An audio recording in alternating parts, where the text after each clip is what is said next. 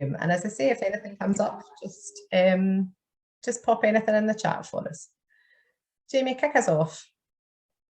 Fantastic, thank you. And yes, I'm very excited about this opportunity for collaboration tonight. I'm not sure about me explaining anything, but I'm really looking forward to learning from Judy and from the conversation tonight, because I think there is a really important space and opportunity in society just now to reimagine the social contract, how we function as a society here in Scotland and further afield, and indeed a critical importance that we do so, because the way things have been working haven't been working.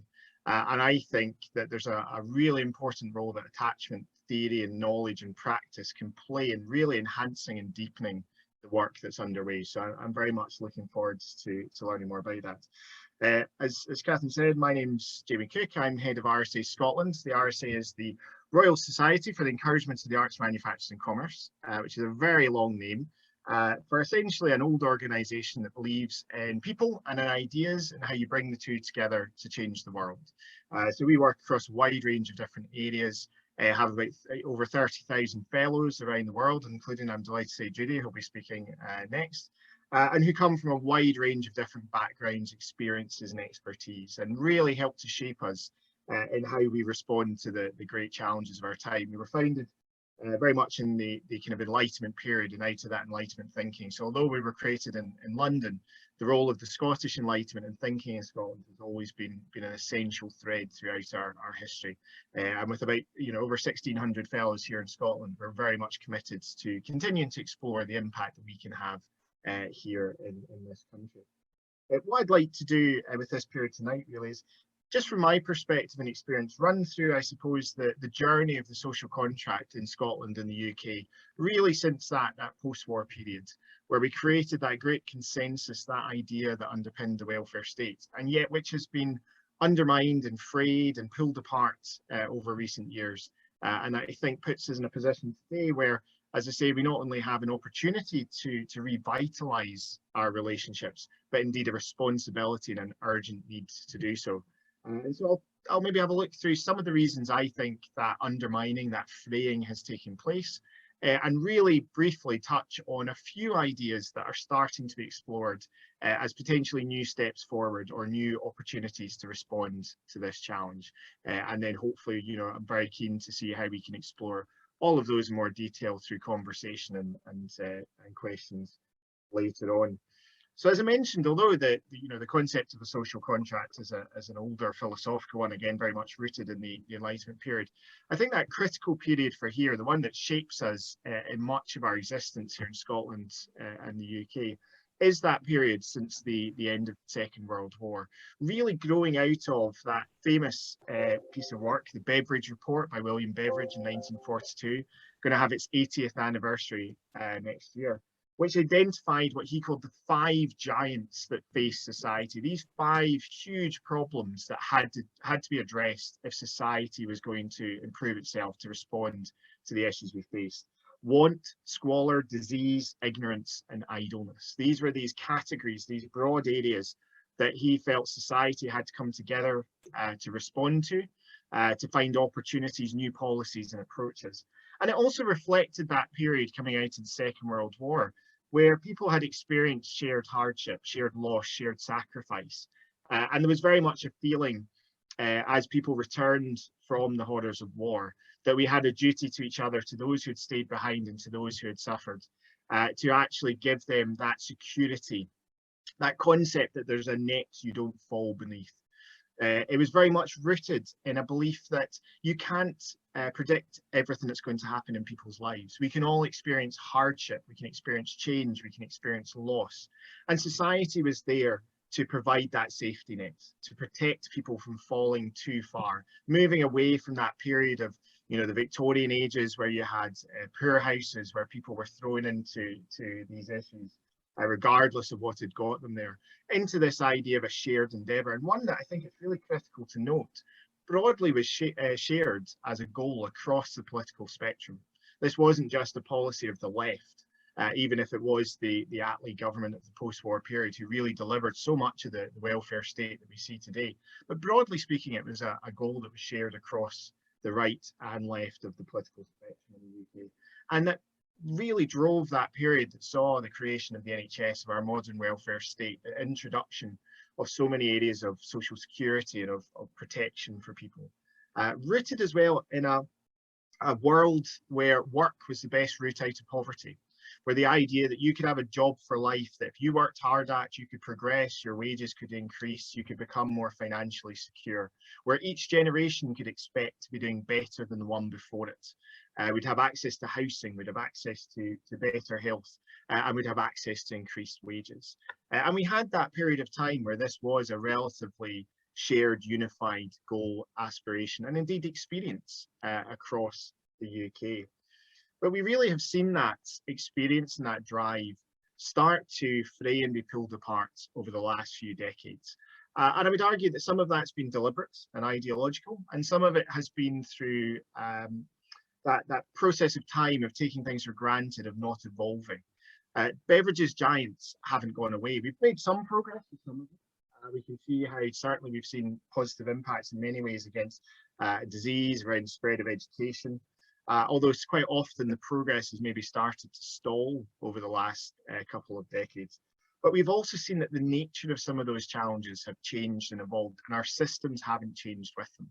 And when you couple that with the massive shocks to the system of the 70s and 80s, of the political changes through the new identities that were brought through in the UK with the Thatcher government, in the US with Reagan and many other governments across the world, with changes around where the priorities were around economic growth and around what success constituted, where we started to see the massive changes in industry and in work, the deindustrialisation of so many communities across Scotland, many of whom are still suffering the scars of that impact today. And that creation, that move away from the concept of work being the best route out of poverty, that idea that you could have a job for life, you could have apprenticeships, you could move into employment, to one where today we see employment being a lot more precarious, a lot more fragile and changeable. Sometimes in a positive way, sometimes it gives people a chance to try new opportunities, to create new businesses, but also can create a huge amount of dangerous insecurity in people's lives and existence. We've also seen this coupled, and I think this is very much where there's been a deliberate push, again, spreading across the political spectrum, of the demonisation of the concept of social security and the welfare state, the concept of scroungers, that people are right to steal from the system, to cheat, to be taking money they're not deserving, and that actually the systems have largely moved to a process today about proving your absolute need to receive something, jumping through hoops, having to prove over and over again that you deserve that money that can be taken away at any point. And that has seen cuts, that has seen impacts, as we've seen most recently around changes to the social security system that we have in place just now. But that demonisation, that stigma that it's attached, that move away from the idea that actually we have shared bonds as society. We are in this, we are connected to each other. And actually we have a responsibility to support each other when times are hard, to a more individualistic push, this idea that actually no, we're against each other, others are trying to catch you out, you're keeping up or getting ahead of the Joneses, and that this has really pushed a dangerous consumerist approach to much of our welfare states that has sadly undermined many of its impacts today.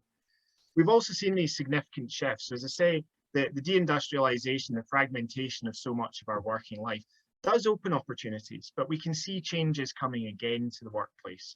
Automation, artificial intelligence, new ways of approaching work, online shopping, all of these are having additional knock-on effects to many of our communities, are again changing your access to work, to paid employment, to good quality employment, and actually putting that pressure of insecurity on so many people.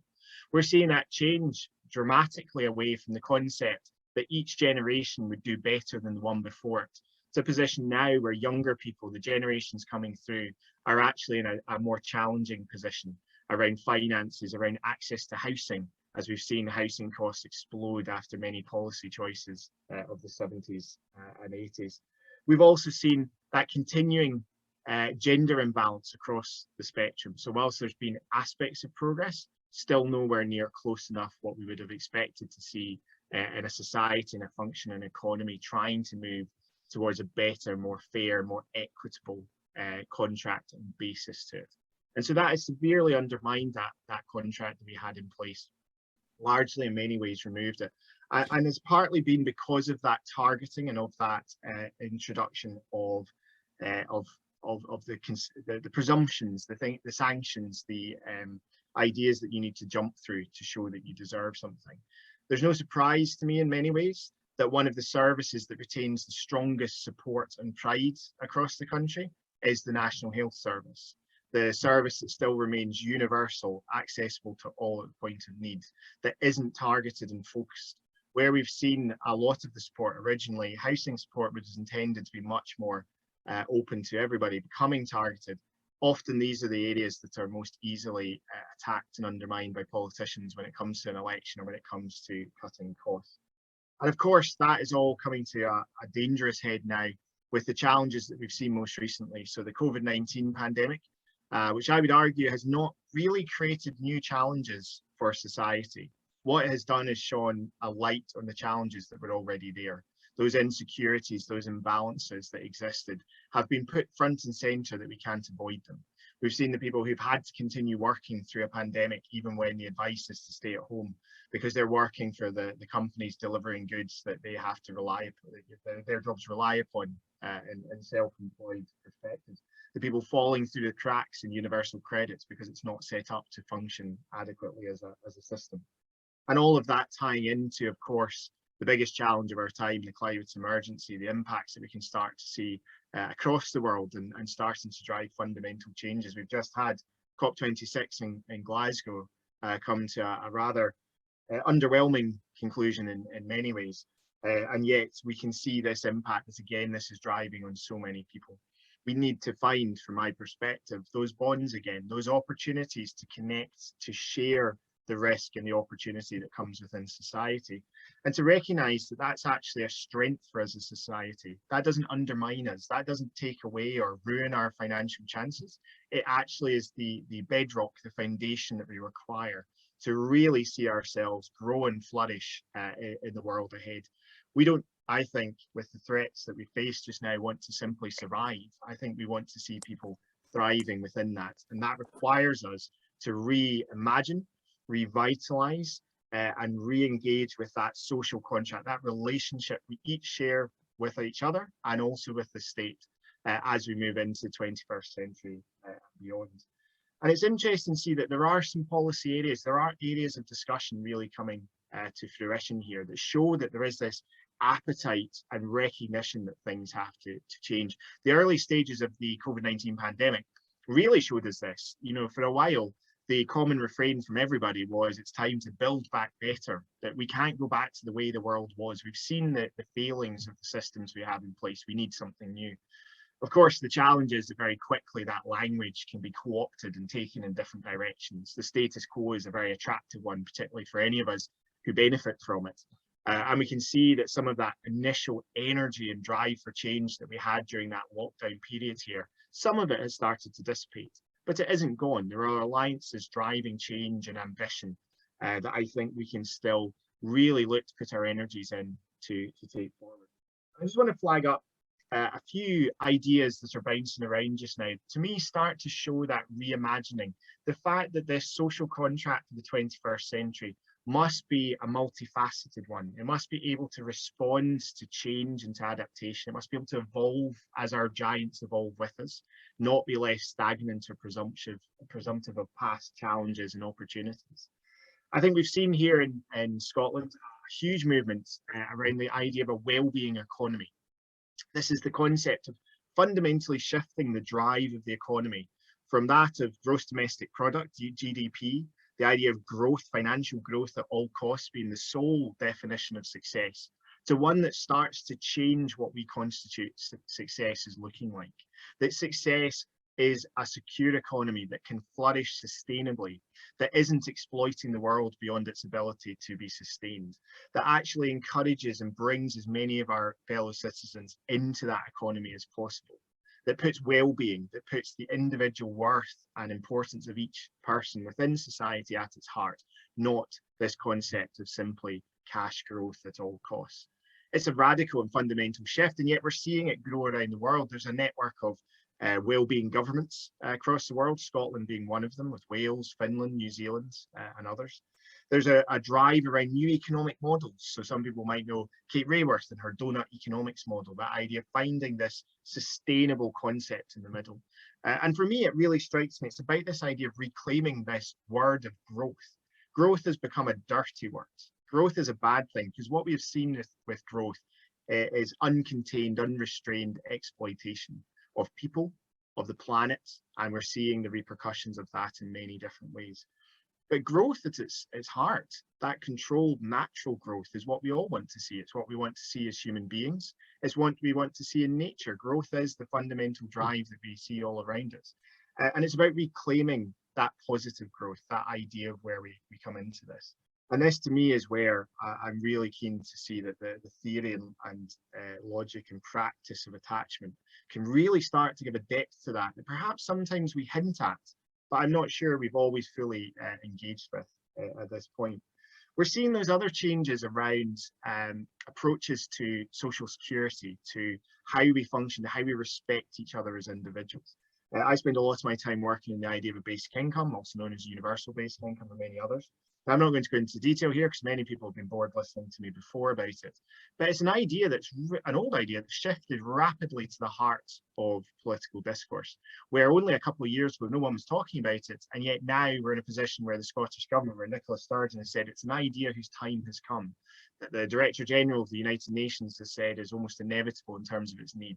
This idea that everyone receives a regular, secure, unconditional payment that trusts them to do what they can with that, I think shows a radical reframing of how society works. It puts trust back to the heart and foundation of our society, one that has been taken away and removed over recent years. I think it starts to provide a foundation to build upon. It's not a solution in itself, it doesn't solve all the problems, but it allows us to build other ideas and policies off it, strengthened and connected into these approaches. And to me, it goes back to this idea of I've never understood the strange political dichotomy between you're either for the state or you're for individuals. To me, it's a combination of the two. We are individuals within families, within communities, within society. A basic income you can't receive without a bigger society. We all contribute in to pay that basic income, and yet you receive it to choose how that best can impact on your life and on those around you. And I think refinding that concept is critical. And the one thing I'll throw in just very quickly about the basic income, when they tested it in Finland recently, one of the key areas that came out was an increase for the participants, those who were receiving the basic income, in their level of trust in society and in the people who surrounded them. And to me, that comes back to the fundamental heart of this. When we trust people, unsurprisingly, that trust tends to be returned to us. And I think we're seeing that changing concept, just to finish up here, of actually what does work mean? We've taken the concept of work and turned it simply into paid employment, into often jobs that are needed to drive an exploitative economy. And therefore we have to force people to take them because otherwise they wouldn't do it. There's a fantastic book by the late David Graeber who talks about bullshit jobs, because actually so many jobs have been created to sustain an economy that is not practical or beneficial in itself. And therefore the system has been created to push people into those. But we're starting to reclaim this idea of actually work is so much bigger. Yes, work is our employment or our self-employment. It's our creativity. It's the volunteering that we do. It's the board memberships. It's the caring responsibilities we have. Natalie Bennett, who used to be the leader of the Green Party of England and Wales, was asked, what's one thing you could guarantee if there was a basic income in place? And she said that more poetry would get written. And she was slagged rotten at the time when it happened, but actually it's become a rallying call for people. A society where we recognise that these caring responsibilities, where our contribution to our community, where creativity, poetry, music and art are actually recognised as positives, as something to be valued and treasured, recreates and reimagines that social contract as a new basis. So I remain optimistic. I refuse to be anything but. I think we do have an opportunity. I think the strains and the failures in our system have become so painfully obvious that there are many more people now who are open to that realization that they have to change. But to do that, to do it successfully and to do it in a way that will fundamentally reimagine our bonds to each other, will require it to be deep. It will require it to involve everybody. This can't be a policy that boring people like me are thinking up in a back room somewhere. This has to be driven by communities, by voluntary organisations, by civic society, by businesses and others.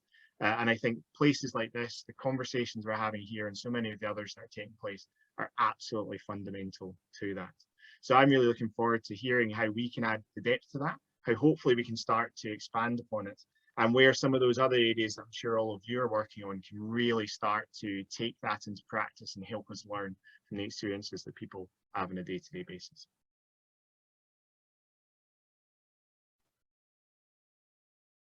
Thank you, Jamie. Wow. Yeah, I'm just taking in actually how many days we might need for this conversation as you're talking, because each point that you move from into just brings up something else that I think links in exactly to what we're all about, what we do and what we're thinking about here. So thank you for starting us off with that, that provocation of thought, I guess. Yeah, words that stand out for me: trust, well-being, community, togetherness, everybody, repair even. All of these things are related entirely to what we do. So yeah, good luck, Judy, trying to grab hold of all of that and somehow somehow not take all week. But I will hand over to you and we'll hear from you. Thanks, Judy.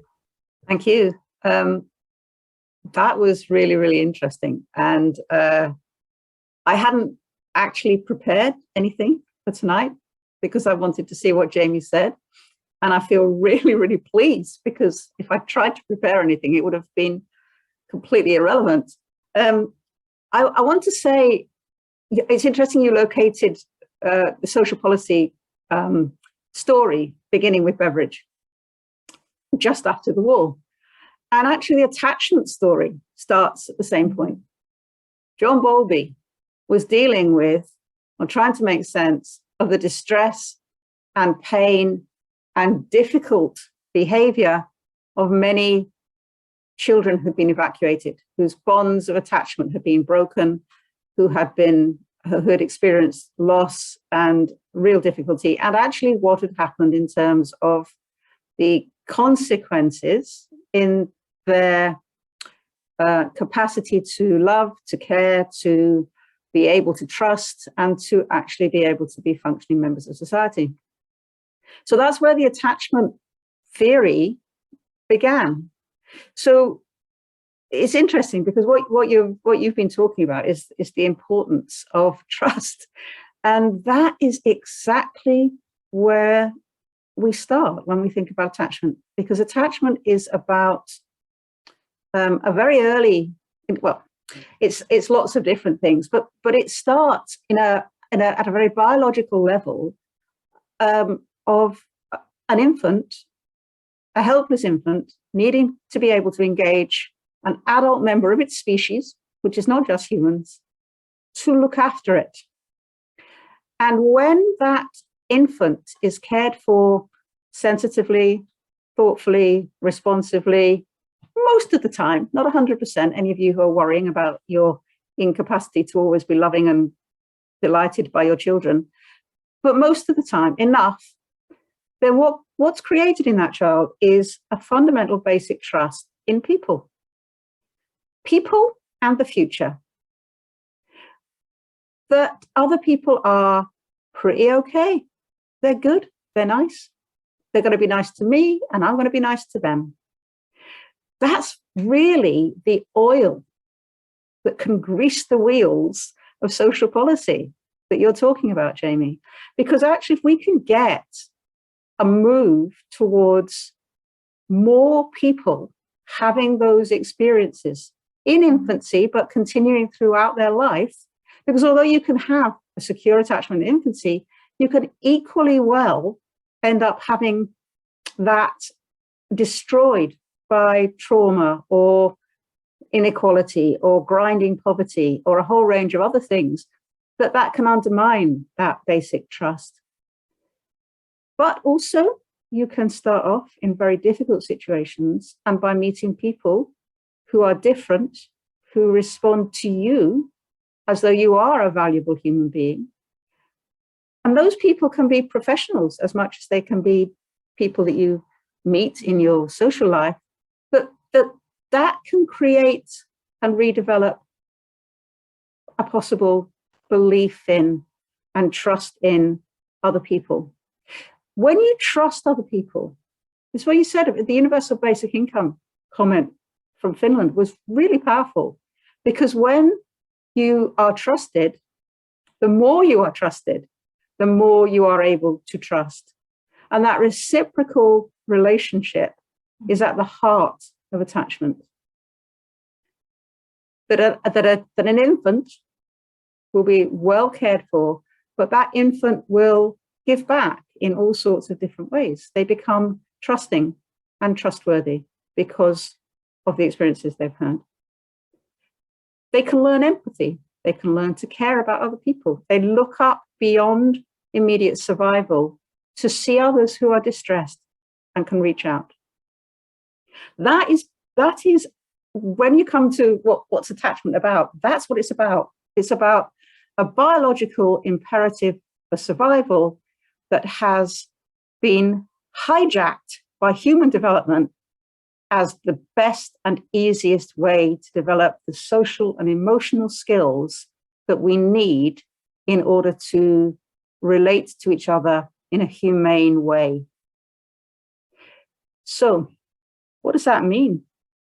Well, in terms of the wellbeing economy, I would suggest that the Scottish Government, to a large extent, has already begun to do some things that have shifted the opportunities for families and parents to engage with their children in a positive way. I don't know if any of you remember read, play, something else? I can't remember those. There was a campaign that was run by the Scottish Government, basically encouraging people to attune to their babies. A beautiful advert of a dad suddenly stopping because he noticed his baby is smiling and bouncing around and dancing with his baby. And it's about that level of attunement and connection in that very early stage. But the government has already been pushing ideas that are fundamentally about attachment across a whole range of policy areas. One of the most powerful statements that the government makes is that they want Scotland to be the best place in the world to grow up.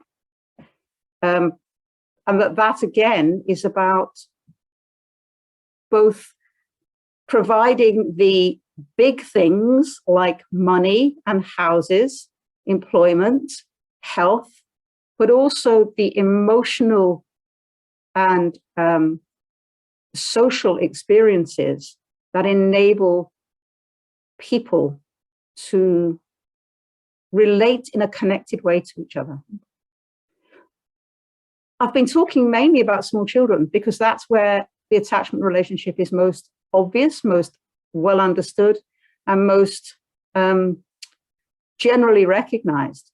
But the reality is that attachment pervades all our lives in every aspect, whether we're talking about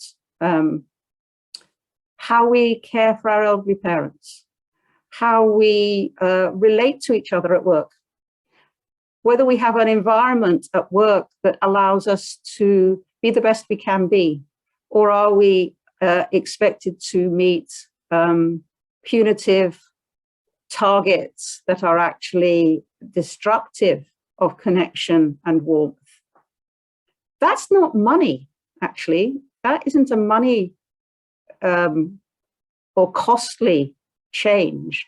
If you can create environments at work where people feel valued and positive, connected, supported, well managed, and being able to be good followers, as it were, the evidence is really clear that those workplaces, those organizations are infinitely more effective and productive. And again, probably more prepared to give to others, to other organizations, to society, because there is a recognition and an enjoyment of each other. So being able to see people, every every human being, whether they're your own child or your own mum or your next door neighbor, or the person whose island is in danger of being wiped out by global warming, as people, all of whom matter.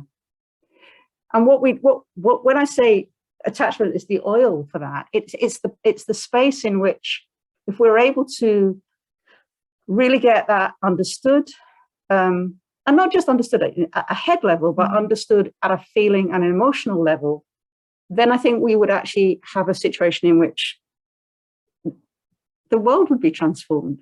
And it sounds very simplistic and blasé and maybe even utopian, but I think there have been real shifts. I think the fact that Scotland has now, from a position where, when I first came to Scotland 30-something years ago, most of my students on the social work course I was teaching on had experienced being beaten in school, to now we have a law that provides equal protection against assault.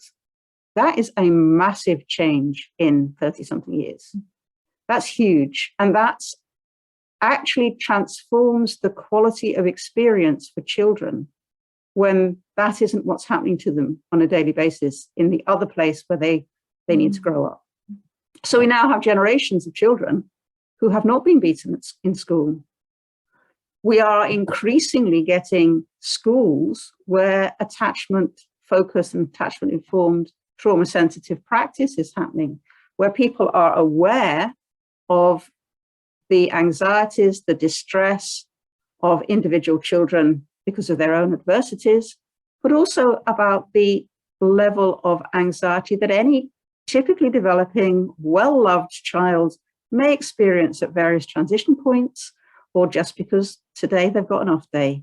And being able to respond in an attuned, thoughtful, sensitive way, and teachers being supported to do that, both through training, but also through having their own needs recognized, is happening in many schools.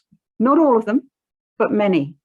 And the reality is that those children's lives are transformed and their experience of education is completely different.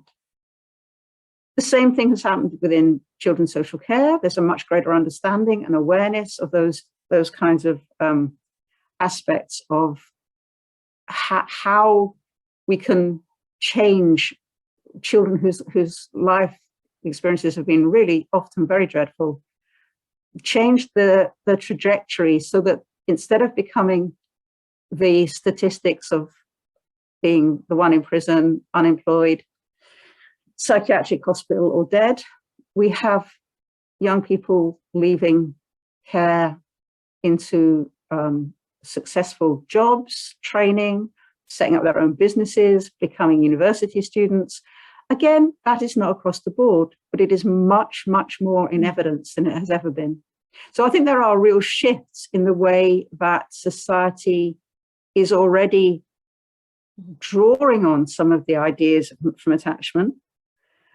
But alongside that, we have the kind of pressures that work in the opposite direction, the kind of poverty and inequality that you were describing, Jamie. When you are in a situation where you're trying to provide the kind of care across a whole range of domains, whether it's childcare, supporting an ailing spouse or an elderly parent, and you're in poverty, in rubbish accommodation, with anxiety, it's very, very hard to do that caring in a way that is as attuned and sensitive as it might be.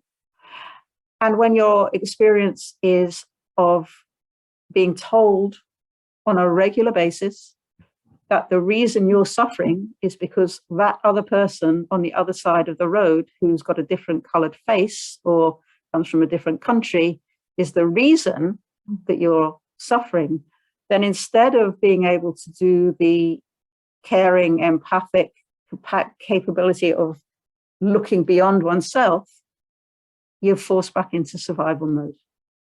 And that kind of othering process works really well for people in power who are unprincipled. And I'm not by any means suggesting that all politicians are unprincipled, but there are some who are. And I think that the reality is that either some of it's unconscious, but some of it's conscious, deliberate, use of othering. And in order to be able to resist that, I think creating the bonds between people at community level and at educational level, that is how we create difference and are actually able to challenge some of the really corrosive aspects of what's happened, as you say, in the last 20 or 30 years. I think there has been my sense, like you, I'm actually much more optimistic than I've ever been, although we are facing huge, massive challenges, not least the impact of climate change. But again, I think that's another of the areas where it is easier to care about, to be aware of, to commit to trying to change those areas of one's own life that contribute to climate change if you're actually feeling all right about yourself and those around you, and you've got enough basic safety and security. Safety and security are what attachment provides. I'm delighted about the wellbeing economy. I think that's just such a great idea to be thinking in terms of what is it that we need. Almost everyone nowadays recognizes the importance of attachment. It's very interesting, the history you gave of the social policy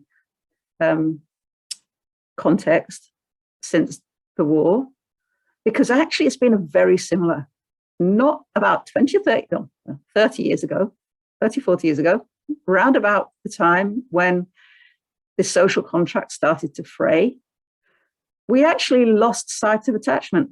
We lost sight of it as a theory. It became a bit messy.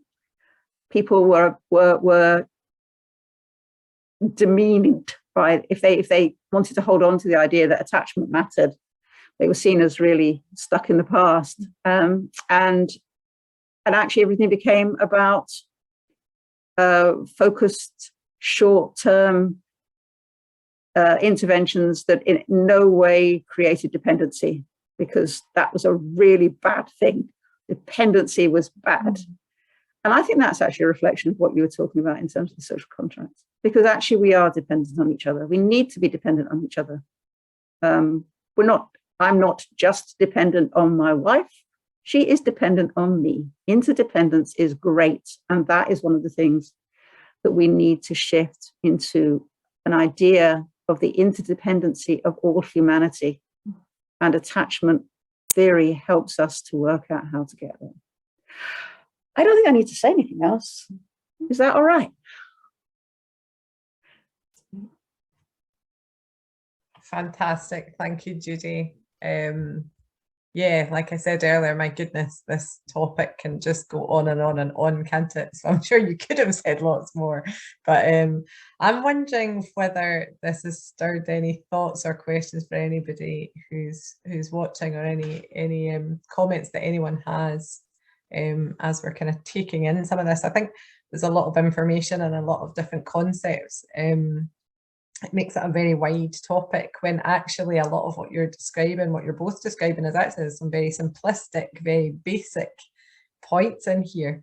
So it's there's definitely a question for me about it, you know, as Judy, as you were saying, everyone recognises, or more and more people are recognising, the importance of attachment. If that's the case, how are we putting it into action? How are we seeing the merge between what Jamie's talking about and what we're talking about, what you're talking about here, Judy? I think actually some of it is happening at government level and local authority level and organisational level. I think there are a lot of places that are actively trying to use those ideas. I think it's been helped by neuroscience, to be honest, at a very brutal level. It's nice.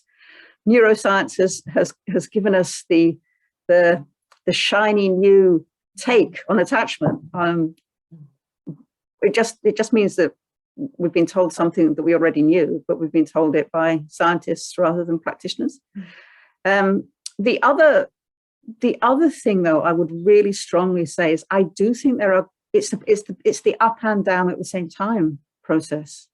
When I think about some of what's happened in relationship to change in the children's social care system, that's happened from young people themselves, from a sense of community and bonds and attachments that have been created amongst young people. And that's quite interesting because those very young people were actually told, do not make relationships and friendships with each other because those people you're sharing your lives with will stab you in the back. So there was, and I don't think anyone meant harm by that. I think they genuinely thought they were protecting children.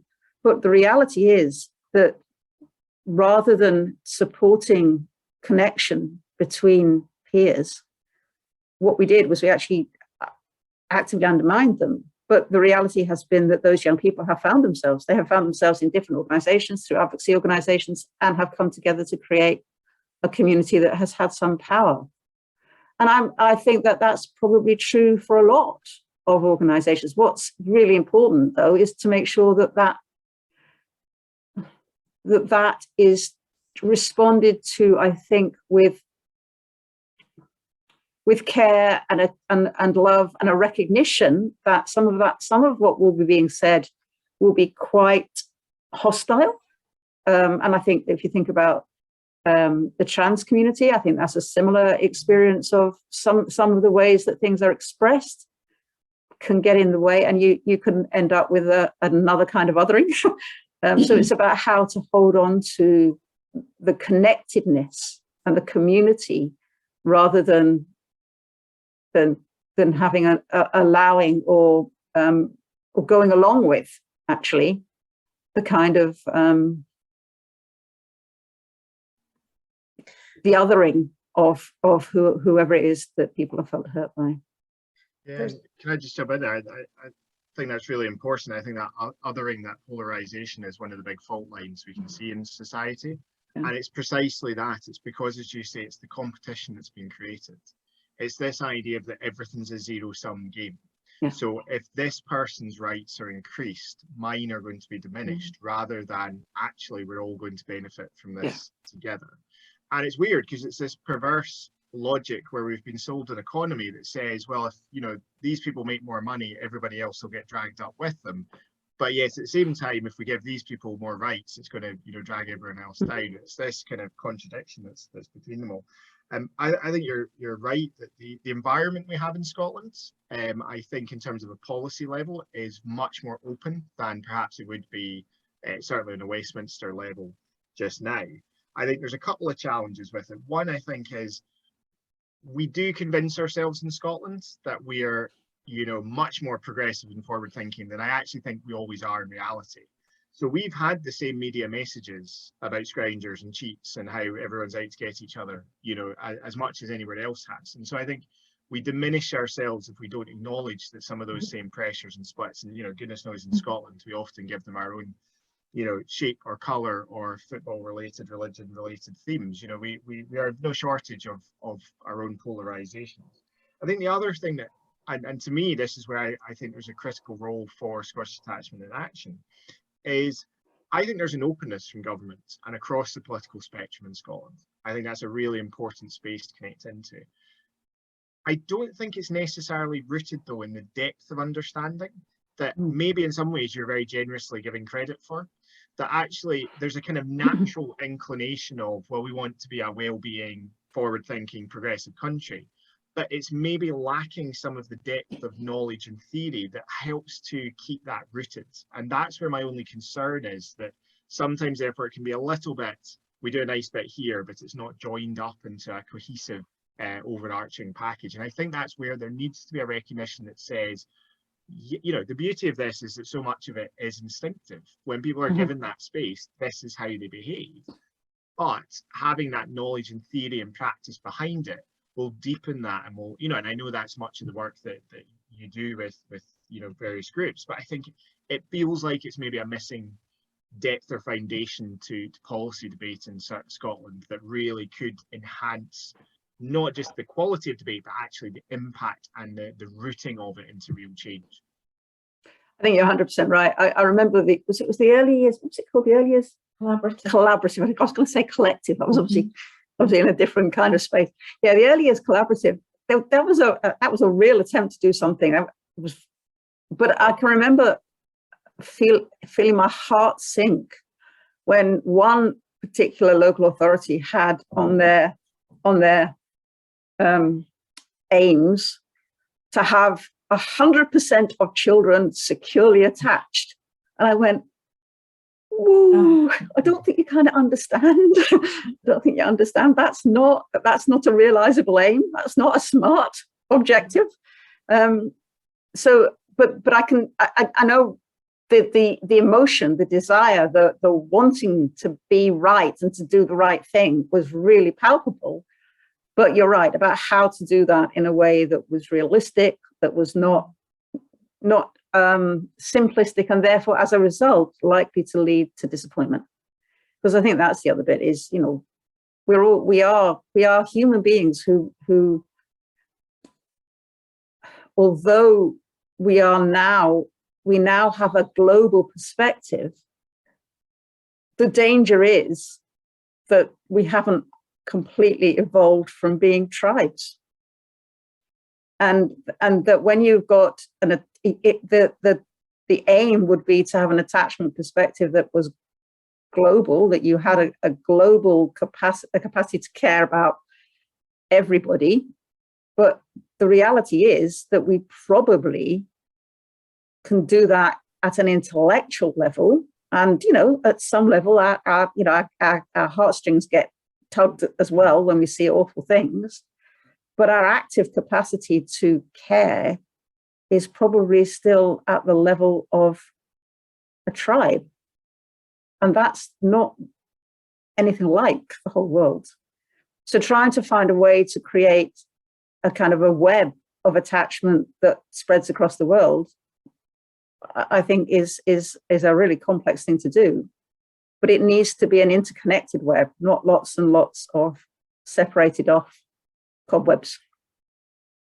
Yeah, no, I very much agree with that. I think I was really struck when you were talking about, the basis of reciprocal relationships. That this is how we don't view society, or we've not in recent years viewed society in that way. It's seen as a distinct non-human entity that sits out with us all, and is a restriction, or it's a pain, or it's a necessity, rather than being a relationship. And I think for me, that's the heart of the social contract that I think we need to revitalize, is recapturing that idea of relationships. And it feels to me that they're, from kind of policy and political perspectives, of course, it's really difficult, exactly as you just said, to try and look at global connections and empathy and responses and everything else. But actually, if we start with that, it's all relationships, and we start with these relationships here, and actually the difference is we don't get restricted to our tribe, we start to build them out from them. That feels like where perhaps there's a real opportunity for radical change and impact. Yeah. And I think that although some of the social media stuff that we've got to deal with, as it's like you've got the goods and the bads in every single change in the world, but the reality is that we can care about people across the world in a very real way within our interest groups, the people who we meet online, who we may never meet in person, but we can have real, genuine, important relationships. It's one of the things I think young people are a lot better at than we are. Sorry, those of you who are young people, including the very lovely fact that we have small children. But realistically, that's a real opportunity.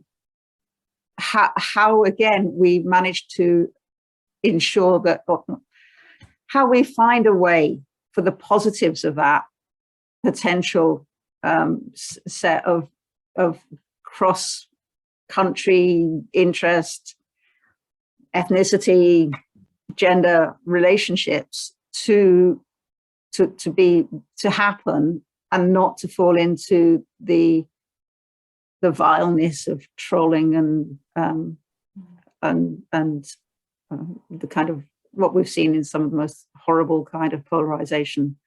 And that polarization is not just the polarization between, extremes. All of us have been put through that process because we only get to hear and see the people who agree with us on social media.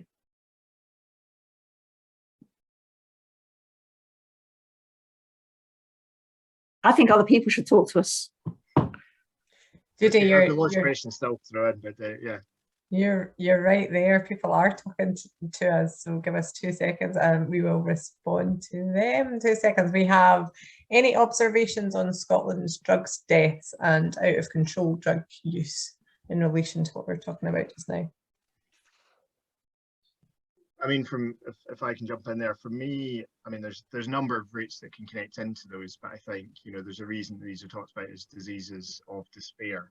And I think that there's no surprise that often, not exclusively, they are connected to communities who have experienced a lot of loss and trauma over the decades. One of the things that really struck me, Judy, when you were talking was that issue of trauma and repair, and actually maybe building out of this question, I'd love to know how you approach repairing some of those traumatic damages to attachment. But to me, one of my areas I'm very interested in is kind of particularly the role of post-industrial communities, post-industrial cities. Anyone who spends any time with me ends up hearing me talk about Pittsburgh. I've been doing a lot of work between Glasgow and Pittsburgh, two cities that really saw loss of steel and shipbuilding going. And when you look at Pittsburgh, surrounded in Pennsylvania by communities where the opioids epidemic is utterly out of control. When you look here in Scotland, and we can see the drug statistics, which should be, and I think are rapidly becoming, an unavoidable source of national shame. I think, whilst not ignoring that there are very individual circumstances, some of that, many of those, I think, are connected to those communities that have been cut out of society, that have seen industries that possibly were horrific industries for the planet and for individuals, but disappear with no hope attached to them, nothing to come next, that are abandoned and thrown out of this society, that often are the ones who are most quickly, attacked with and attracted to polarized opinions, because at least it gives an explanation sense of belonging. Abandoned you. And I think, therefore, for me to address many of the challenges we see around the drug epidemic is around addressing those barriers of insecurity, of intergenerational, going back to Beveridge and his idleness, not as a critique of human beings, but as the idea of people who are not given a space to be able to develop the purpose they want to see in their lives. When we started the work between Glasgow and Pittsburgh, it was originally started as a project to explore what Pittsburgh could learn from Glasgow about drugs, and it very quickly became one that was looking at the social security system, that was looking at good jobs and employment, that was looking at the quality of housing, because actually you address those, you address the epidemic that we're seeing as the root cause. So I think it's not to, as I say, to diminish individual circumstances within that, but to me it really shows where those communities who have been detached from society, from the economy, who have been abandoned and been made very clear to them that frankly we're quite happy for them to be abandoned, are left with those positions where and it's reflected in other issues around suicide, around health outcomes, around violence and others, that they are symptoms of I think, and I say this as someone who has none of the expertise that do, that it seems to me that reflection of trauma and the traumatic experiences that communities have engaged, have been experienced, have then expressed themselves through those outcomes. I want to share something from my research into the deaths of young care leavers. I interviewed several young people, well, not young people, care experienced adults, and my intention was to only interview people who had shared their lives alongside people in residential care. So they've been young people together in residential care, and they were talking. The idea was that they would talk about a young person that they had, or young people that they had known in care and who had gone on to actually to kill themselves. Although many of them talked just about premature deaths as well. I ended up, as it were, by accident, because she really wanted to be interviewing a young woman who was in kinship care, living in exactly one of those communities you were talking about. And it left me really aware, because if I had not had that accidental interview, I would have been going down the route of, individual trauma, the level of distress, all the awful things that have happened to people before, during, and after care. And what I got from her was the picture of the real, just everyday normality of, one of the ways in which you make money is you drug deal, and everybody does it. And that the casual violence and death and excessive drug use that was actually about poverty. It was about poverty. It was about despair. It was about inequality. And it was at a community level. It was not about individual trauma. And that really was quite an eye-opener. And I kind of knew it in my head, but really hearing it in terms of dead young people, dead 16, 17-year-olds was horrible. But it was absolutely what you're describing, that the heart of a community that had been destroyed. The responses that you're both given link really neatly, I think, into one of the comments that have been made. There are benefits to some from us being in tribes and having division, and some of our societal systems and structures are built to maintain these divisions. We can be encouraged to criticise more than promote others, and sometimes we don't even recognise when that's happening. Is there anything you would add to that, Judy? Yes. Yeah, I mean, it's sadly one of the big drivers. I mean, it's been there throughout. It's kind of a human way to grasp power. We can see it in any exploited group there's ever been, that the best way to exploit one group is to convince them there's another group that would be even worse off than them, and if you don't behave yourselves or join in. I think we've seen it. I think the comment there around how insidious it is, I think, is really important. That's where some of the we touched on some of the aspects of social media. Now, I love using Twitter. I use it far too much, and I think there is so much good to social media that at its best, it's incredible. You connect with people around the world, you see new views, but when it gets to that insidious reflection and reinforcing of views, I think it's very dangerous. I think as well, we know that as well, there is that kind of conscious use of it by political entities, by groups who want to exploit that for power, for money, for whatever else. But it's also attractive to a lot of us as human beings. I saw a quote from John Cleese today, who not always the most kind of progressive thinkers himself, but he was talking about, extremism or, kind of fundamentalism actually being really attractive for lots of people, because suddenly you can blame everyone else. Is your life not going very well? It's not my fault. It's this group's ruined it for me. So, I think as well, sometimes we can't completely exclude the individual within that as well as the wider pressures. But no, I think the insidious nature that was captured in that comment, I think, is one of the real dangers that we've seen. There was an article this week in the news about the rise in language and fears amongst teachers of young people, particularly young boys, young men coming back to school after lockdown, using language that was very much of the extremist far right. And it had come about through these groups using online gaming as a place to start sharing language, start sharing ideas. That it's not, a skinhead with a neo-Nazi t-shirt on telling you something. It's an insidious language that starts to go back to the othering and others that you've talked about. Absolutely. And just carrying on from that, we have a comment: power works by dividing people from less powerful groups so that they fight amongst themselves rather than challenge the inequality that causes their powerlessness. We also have a comment around Stephen Bennett's film Warriors, The Boys of Ballykinrain is an interesting and heartbreaking look into young men in the care system in Scotland, and how substances and circumstances changed how they grew up. Worth a watch if anybody is interested in following that up. I would, however, say that would be a really important example of how things have changed, in that what was an environment in which young people had to create themselves into a tribe to survive, and actually often in opposition to the adults who were supposed to be caring for them. That has shifted hugely into a very attachment-informed, trauma-sensitive environment where young people's experiences are very, very different.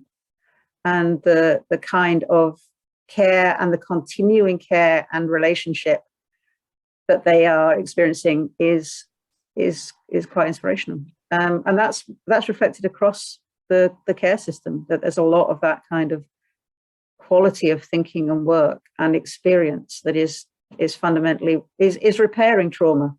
Jamie, is repairing trauma, but you repair trauma through relationships. You heal trauma through the experience of an attuned, caring, committed, and enduring relationship.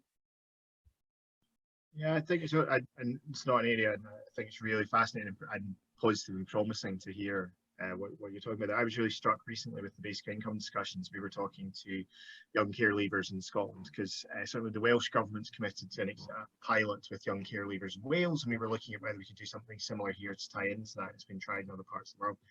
And it was fantastic when we ran a session with some young care leavers. The very powerful skepticism that they brought to the conversation, in the sense of lots of the conversations in Scotland we have around the idea are very positive. People are like, this is great. And then you get the people who are like, I hate the idea. And that's part of our problem, is we normally don't give people space to go, well, let's sit and play with it and actually realize I like the idea, but I have questions, or I don't like the idea, but I can see where there could be benefits. But there was a skepticism there where they came back very quickly and would say, well, look, I can see how I could do these 20 things with this policy and it would be amazing. But I'm not sure I trust that the politicians who introduced it in the end would actually use it in that way. And I think it's that balance again, isn't it, of there may have been huge progress there, which is fantastic, but they also have that experience that shapes a healthy questioning that actually we don't want to lose either, because sadly absolutely right.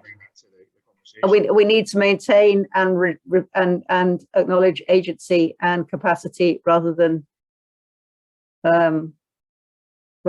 diminish through, and that's one of the dangers of a trauma approach, is that we diminish people's agency and we make them poor wee things who can't do anything.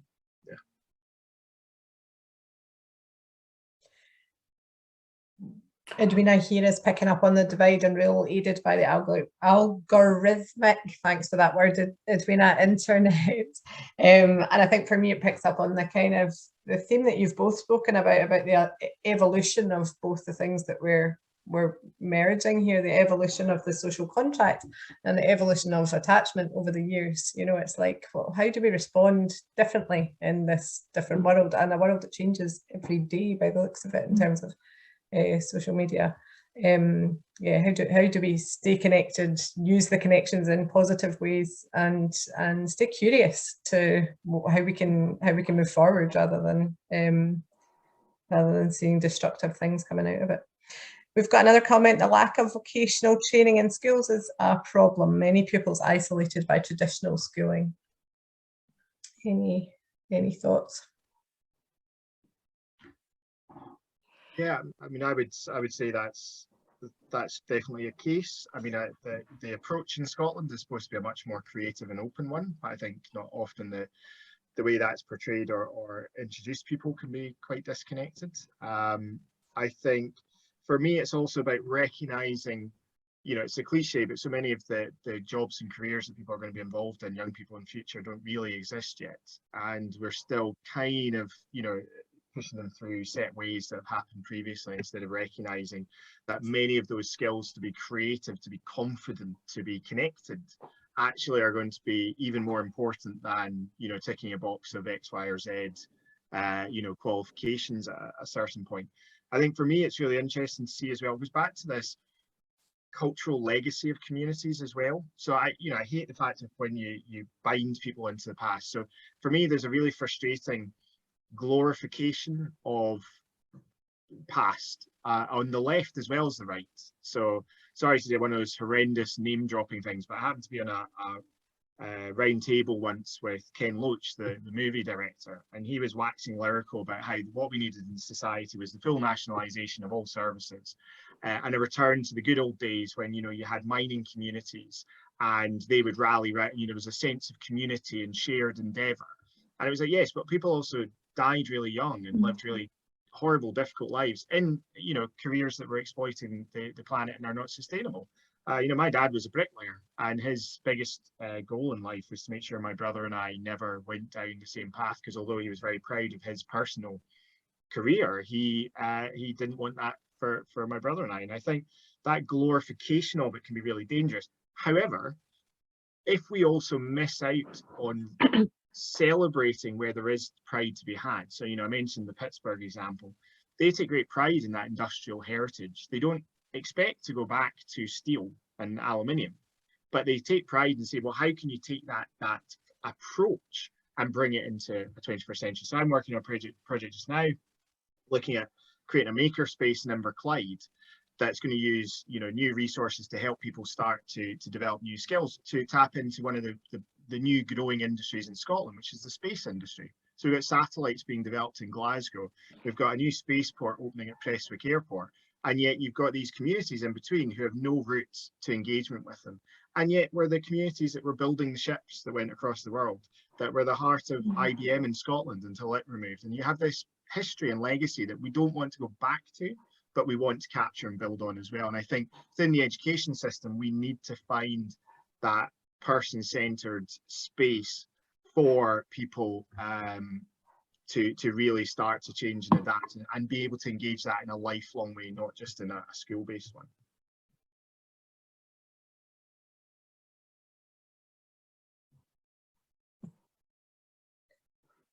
Thanks, Jamie. Sorry, I'm just reading through these messages here. Howard Gardner's multiple intelligences model appeals. It's not about being smart or not. It's how we are smart because we all are in different ways. And we've got a comment here. Having lived on a kibbutz in Israel near the Sea of Galilee, that was very liberal in its religious views, I can back up some of the themes that Jamie and Catherine and Judy are highlighting. Give me 2 seconds. About well-being, trust, social responsibility, community, and self-actualization. This existed in abundance. So many artists, musicians, poets, and freedom of expression, and an annual festival that celebrated this. This was from a community of just 600 people. I realised how connected this community were to each other. Sorry, this chat is really tricky. Were to each other and could easily express their feelings and emotions far better than myself and my friends. What Jamie suggests may sound idealistic, but I wished to share I have witnessed these outcomes firsthand. That sounds hopeful. That's fantastic. Thanks so much for sharing that, James. I think that's really powerful. And one of the quotes we always use at the RSA is Margaret Mead, the sociologist, who said, don't doubt that a small group can change the world. In fact, it's the only thing that ever has. And I think there's something so important about showing that, yes, that was a community of 600, but if we start building communities of 600 here, there, and everywhere, suddenly that adds up to a much bigger swelling and movement for change. And stuff I suggest does sound idealistic, but I kind of feel I'm taking that in the way I think that comment made was intended, which is that that's a positive thing, and we probably all need a bit more idealism in the world just now than sometimes we're given space to be allowed to have. I think idealism is a fantastic thing, and it's only way it is true. It's the only way we're going to change it is to believe in the possible, in what might seem impossible, and make it possible. I don't know, are we talking about real examples of a connected community? How many people have heard about the Jammy Peace Club in Castlemilk? I mean, they are amazing. It's a fantastic, and it's been completely created by the community. and it's an absolute example of connectedness, building an environment where parents, children can actually really engage with each other in a very attachment informed way. Didn't necessarily know it was what they were doing, but it's some brilliant stuff. Yeah. Somebody made a message much earlier on when you were speaking about the highlighting of change needed and the hope that's in what we're talking about today. And I'm wondering about whether that's a really good place for us to start to wind down a little bit, and to maybe pass over to Elizabeth to see if she would like to sum up the evening, if that suits everybody else. Thank you. Hope you can hear me okay. I think I would start with gratitude to Jamie and Judy. I think tonight we heard from Judy evidence that attachment theory really is one of the most powerful paradigms for understanding social and emotional development. We heard from Jamie's outline, I felt powerful insights into the work of RSA, and it's a rigorous scientific approach to the challenges of our world. And what a wonderful collaboration. I just feel that's so exciting. So often organisations operate, don't they, in spinning around in their own discrete orbit, but naturally RSA and Scottish Attachment and Action, they connect, they're reaching out. And isn't it wonderful to have two organisations like that collaborating? And you can see the shared values that came out very strongly, I felt tonight, when Judy and Jamie were both their presentations, but also in their dialogue and their discussion to the comments from those of you who put forward questions and reflections. You can see the shared values, the commitment to a positive growth promotion in an environment that children and adults flourish. And to quote you again there, Jamie, as you said, it's not just about adapting and surviving, it's about thriving. So I felt tonight there were thought-provoking insights from Jamie and from Judy that I would argue were real and very enduring. I felt they helped us challenge old patterns of action and thought. And I think we'll go away and we'll continue to think and reflect. And I know Sarah will prompt you that you're very welcome if you've got further thoughts to indeed share them. So in conclusion, I think it was a wonderful evening, very powerful. And I'd like to thank all of you for attending, all of your comments and that you've already made, but maybe still to make. I'd like to thank Sarah for our lovely, calm and skillful support. And I'd like to thank Catherine for just the warmth and putting us all at ease to be able to put forward our comments. So thank you for that, Sarah, Catherine. And I would just like to say, I was thinking of a way of summing it up. And I don't think this phrase that I'm about to use is original. I don't know, but it's in my head. And I'd just like to leave this with you. I'm hopeful that something better awaits. And wish everyone a lovely evening, what we've got left of it. And thank you again for everyone who contributed. Thank you. Thanks, everyone.